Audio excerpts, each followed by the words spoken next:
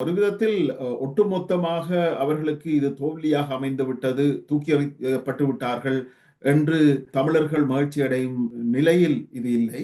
ஏனென்றால் அவர்களும் ஒரு கணிசமான வெற்றியை பெற்றிருக்கிறார்கள். அவர்கள் எதிர்பார்த்த வெற்றியை பெறாவிட்டாலும் கணிசமான வெற்றியை பெற்றிருக்கிறார்கள். இருந்தாலும் கூட மற்ற பக்கத்திலே அவர்கள் ஒட்டுமொத்தமாக வடக்கு கிழக்கை தங்கள் ஆளுகைக்குள் கொண்டு வந்து விட்டோம் என்று அந்த ஜனாதிபதி தேர்தலுக்கு பின்னர், நாடாளுமன்ற தேர்தலுக்கு பின்னர் உரிமை கோரிய விடயத்தில் பலத்த அடி விழுந்திருக்கிறது என்பது உண்மைதான்.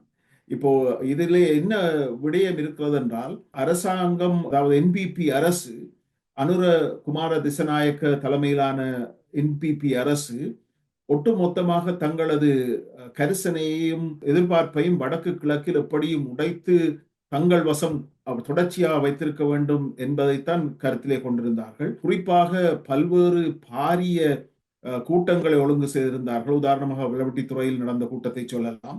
அப்படியான பாரிய கூட்டங்களூடாக உறுதியாக வடக்கு கிழக்கை உடைத்து தங்களுக்கு கீழே தொடர்ச்சியாக நிரந்தரமாக வைத்துக் கொள்வதன் மூலம் அடுத்த கட்டமாக மாகாண சபைகளையும் தங்களுக்கு கீழ் கொண்டு வந்து விட வேண்டும் என்பதுதான் அவர்களது திட்டமாக இருந்தது.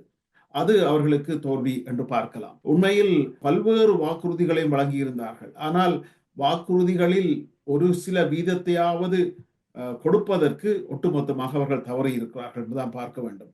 அது வடமாகாணத்தில் இருக்கின்ற ஜனாதிபதி மாளிகை பற்றிய விடயங்களாக இருக்கலாம். நாடாளுமன்ற தேர்தலின் போதும் கூறினார்கள், ஜனாதிபதி தேர்தலும் கூறினார்கள், இது எங்களுக்கு தேவையில்லை, உங்களுக்கு வேண்டுமா, ஓம் என்று மக்கள் சத்தம் போட்டதும் எடுத்துக்கொள்ளுங்கள், நாங்கள் அதற்காக தருகிறோம், இதற்காக. ஆனால் ஆறு திருமுருகன் உட்பட பலரது முயற்சிகளின் ஊடாக அதை மக்கள் பாவனைக்கு எந்த விதத்திலும் விடுவதற்கு அரசு தயாராக இருக்கவில்லை.